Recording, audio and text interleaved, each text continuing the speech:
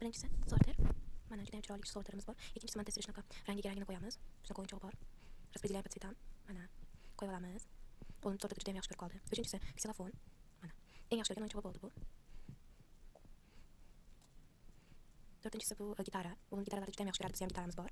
Mana qaranglar. Beshinchisi bloklar. Mana katta bloklar yutib olmaslik uchun. Keyingisi titratgan o'yinchoq. Rangini moslab qo'yadi. Mana голубой, havorang, sariq qo'yib olamiz. Keyingisi dinozavrlar. Oldin hayvonlar ekanmiz, endi bu safar dinozavrlarni oldik. Solib qo'yamiz, joyiga qo'yib qo'yamiz. Keyingisi pianino, hayvonlarning ovozi bor. Keyingisi bundan bor edi kichkinaligida. Bu safar yangisini oldik, yomon bo'lib ketgani uchun. Korobkalarda yig'ishtirib qo'yamiz, narsalarni joyiga qo'yib qo'yamiz. Keyingisi mana buni Mr. Zdan oldik. Uni ham joyiga qo'yib qo'yamiz. Undan keyin shunaqa tovoqchalar.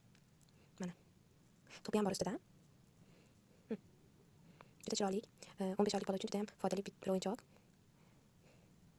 O'yinchoqlarni joy-joyiga qo'yib qo'yamiz. 10 minutdan keyin yeyveradi. Mana dushda o'yinchoqlari. Yuvib kiyim beramiz. Soska oldik, ikkita chikoni soskasidan. Soska yemadi baribir. Shunaqa kitoblar oldik. Juda ham chiroyli. Kitoblar juda ham foydali 15 oylik bolaga gapirishga yordam beradi. O'zi borib tanlaydi, xohlagan kitobni olib keladi.